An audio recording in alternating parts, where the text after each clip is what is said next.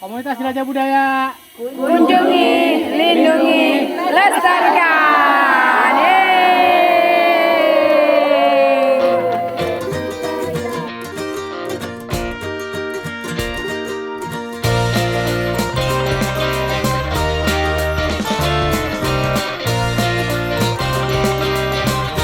Pendopo Agung Trowulan merupakan salah satu situs penting di kawasan Trowulan, Mojokerto, Jawa Timur, yang diyakini sebagai bekas pusat pemerintahan Kerajaan Majapahit.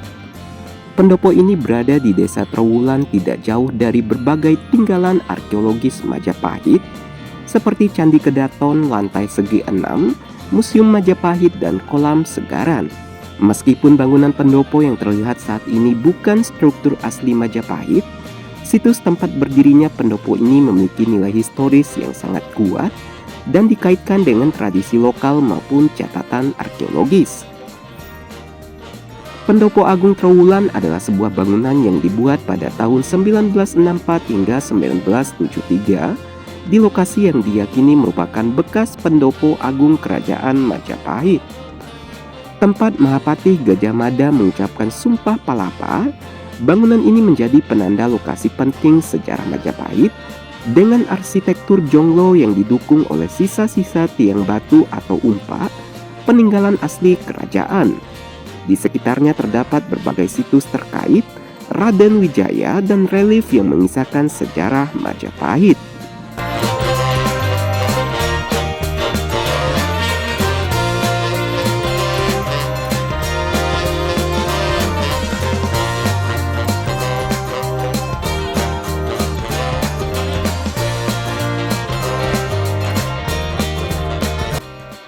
Paseban ini merupakan tempat utama. Tentu ada wahana kendaraan ya dari waktu itu ya para petinggi itu. Maka untuk kendaraan wahananya ini dulu tidak seperti sekarang ya, kita menggunakan bis atau minibus dan sebagainya. Dulu itu kuda sama gajah. Maka untuk parkirnya ini ditempatkanlah di batu tonggak. Gapura Ringin Lawang terletak di desa Jatipasar, Trowulan. Keberadaan struktur kuno ini dicatat pada tahun 1815 oleh Wartenar saat ia mendapat tugas dari Raffles untuk mengadakan pencatatan peninggalan arkeologi di daerah Mojokerto. Hasil kerja Wartenar tersebut dicantumkan oleh Raffles dalam bukunya History of Java. Dalam buku tersebut terdapat gambar sketsa Gapura Ringin Lawang yang diberi judul Remains of a Gateway of Majapahit called Gapura Jatipasar. Nama Jatipasar menjadi nama Gapura ini waktu tersebut pada masa selanjutnya berdasarkan cerita Nebel dalam tulisannya tahun 1907 menyebut nama Gapura ini dengan nama Gapura Ringin Lawang. Gapura Ringin Lawang adalah sebuah struktur cagar budaya yang terbuat dari bata berbentuk gapura bentar atau gapura tidak beratap, berdenah persegi panjang dengan ketinggian struktur sekitar 15,50 meter.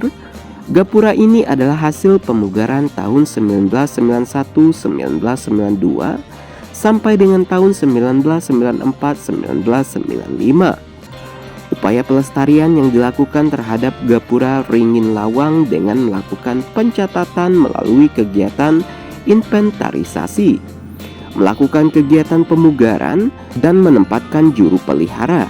Upaya perlindungan hukum juga telah dilakukan dengan menetapkan Gapura Ringin Lawang sebagai cagar budaya sejak 21 Juli 1998.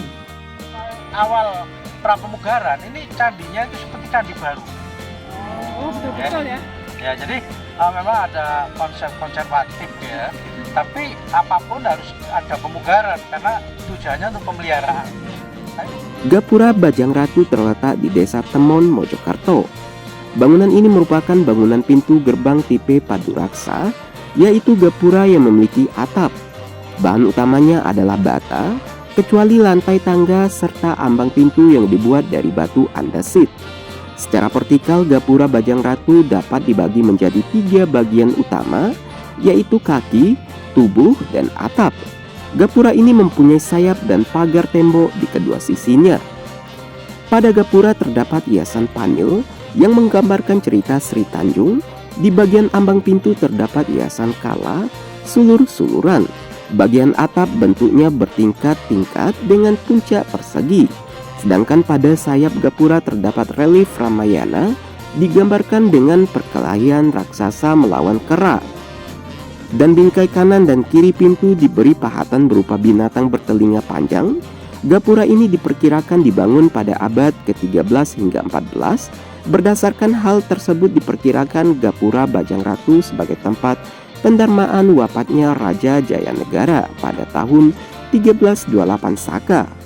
Gapura ini pernah dilakukan konsolidasi oleh pemerintahan Hindia Belanda pada tahun 1915. Pada tahun 1989 Gapura Bajang Ratu dipugar selesai tahun 1992. Majapahit untuk mengadakan kegiatan sembayangan atau religi seharusnya ke gunung. Tapi karena ya tadi gaya hidup gitu ya, maka dibuatlah replikanya. Jadi supaya nggak jauh-jauh ke gunung, tapi candi itu replika daripada gunung.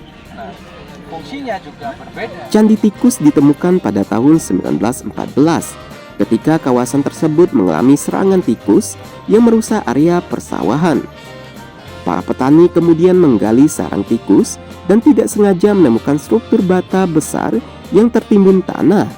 Karena penemuannya berkaitan dengan sarang tikus, itulah bangunan tersebut kemudian diberi nama Candi Tikus. Ekskavasi awal dilakukan oleh pemerintah kolonial Belanda pada tahun 1916.